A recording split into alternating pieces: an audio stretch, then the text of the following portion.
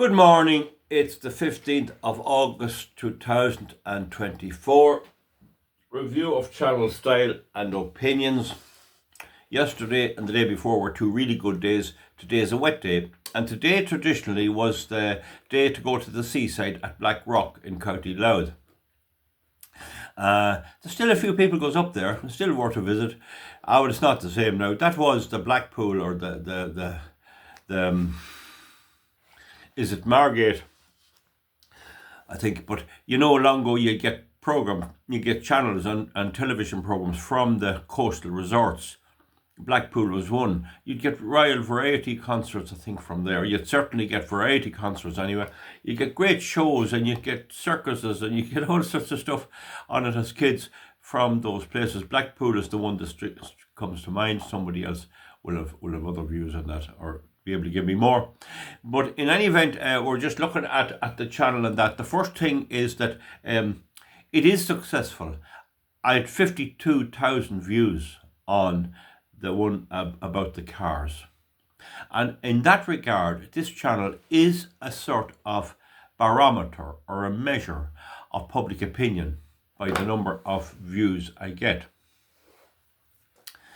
Now, most of the views are way in favour of me, big time in favour of my conservative views. There's one or two aren't. And I don't confront those, but I do ask them to clarify. One of the biggest problems now that you'd never think would be a problem is that people will not write a coherent sentence. They expect you to know what's in their mind. And so it's very hard to answer something if it's not fairly logical. I mean, how can you communicate in that way? And what happens is people get a rush of blood and they get an intuitive impulse and they write that down. That means nothing to so many people. Now, my viewership is almost certainly a mix. The majority is Ireland, all parts of the island. So I'd say of that 52,000 views, there would be maybe 44,000 in Ireland, perhaps. Maybe less, maybe 40,000. There'd be 8,000 in the UK. There could be 1,000 in the United States and maybe 2,000 in the United States and maybe 2,000 in Canada. Now, I know that's not adding up directly to 52,000, but I'm giving you the gist. Would you believe it? I have viewers in Australia. They can post very accurate information about New Zealand, for example, and Australia, which I know to be true from other sources, and other parts of the world. So that's an amazing thing. Remember, Iceland has 3 languages and one of them is English. It would be great if people would post what country they're in, give a great insight into it. But one of the things that I can do, and I always claimed only one real skill, and that's the ability to count, is that for the point of view of winning elections, and you'll note that people make comments there, time to vote these out and vote them out. If it were that simple, we'd have done it long ago. It is certainly not that simple. There is a huge cohort of global woke ignoramuses in the world. And you see some of them on my site here posting stuff which I can identify bullshit when I see it. I know bullshit when I see it. That doesn't say anything. It doesn't say anything. If I do a video on spraying potatoes with Bluestone, which I hope to do, that I've used that for years. I know it to be correct. Anyone can write in, well, that's only BS. Oh, BS. And listen to that whole nonsense. See, what do you do with that? But people have to evaluate that. I could delete it, but I don't bother.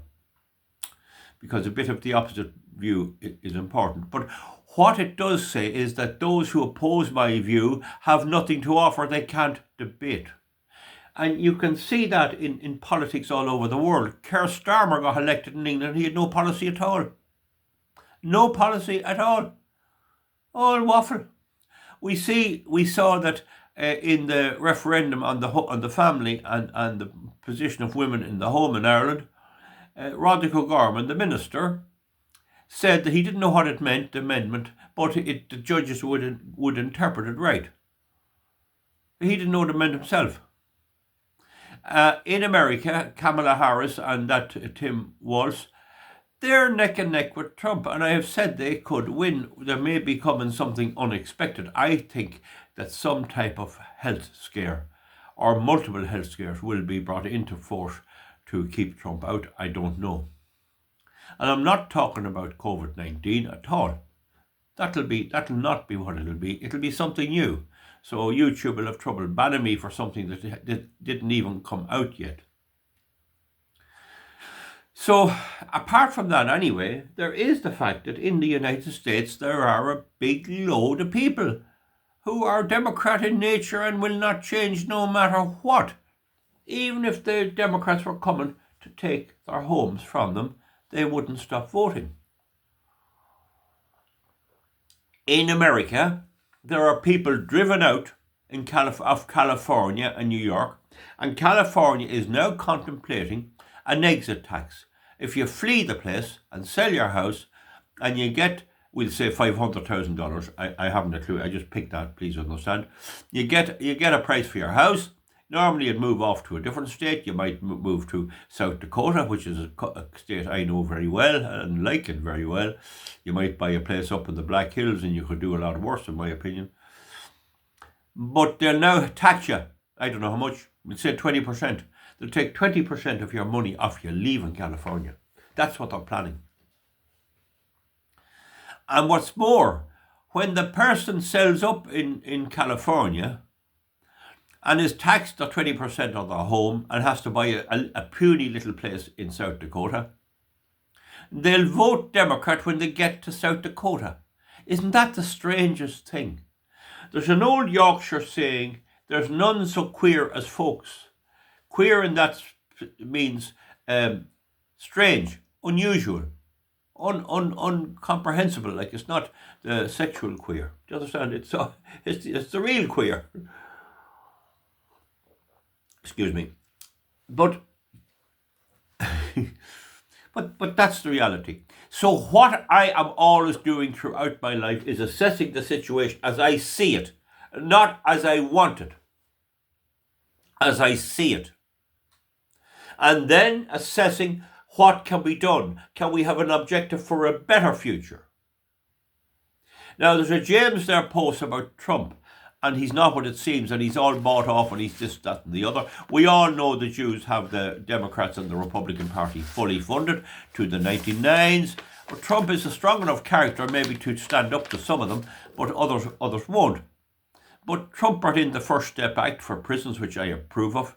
He's promising to destroy the whole green nonsense, which I approve of. He has kept his word when he was in office before. He pulled out of the Paris Climate Accord. Now, some people view me, he's not this and that. But really what they're saying is, Val, you're wrong about global warming. There is global warming and we can stop it by voting for the Greens. That's what they're really saying to me.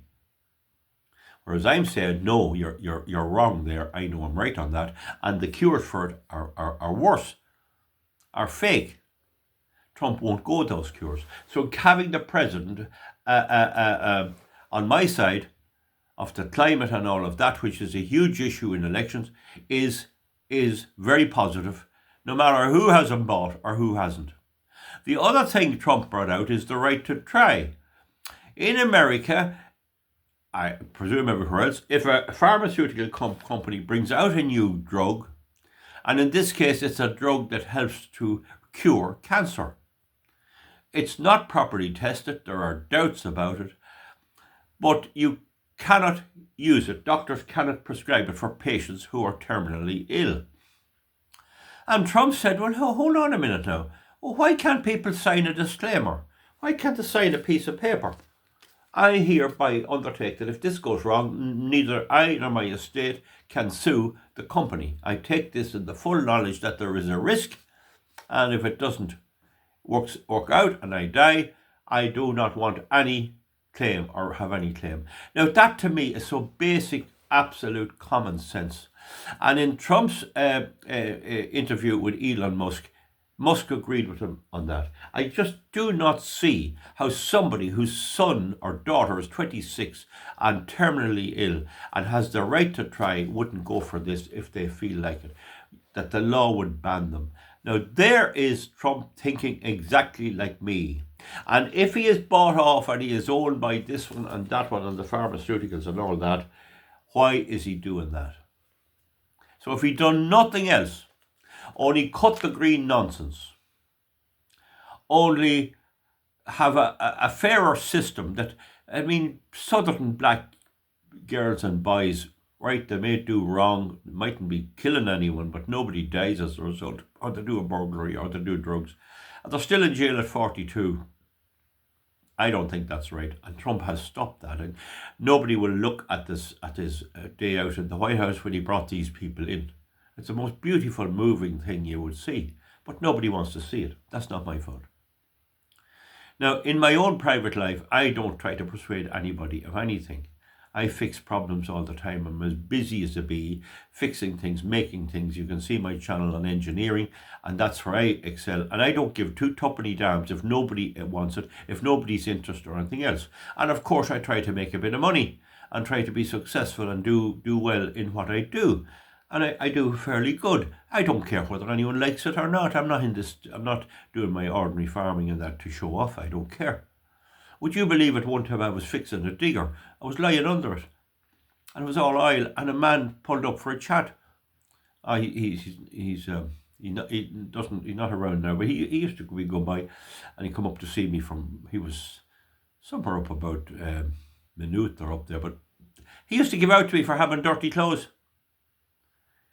Dirty jumper, look at the state, and me lying under a digger. I mean, this sort of strange thinking is weird to me, and I have to wade through it.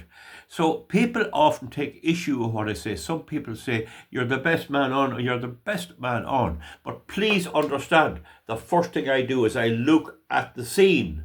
What is happening there? If it's a flat tire on the bus and we're all going somewhere on a day out and it's the back tire, the bus might go on the second tire a bit and get fixed. If it's the front tire, I'm afraid you're stuck. You have to do something and get someone to fix it. Everyone on the bus might have to chip in and pay for a new tire. That's the reality, because you're away from home. If that busman was back at his home centre, changing that would be only fun. But he's not back.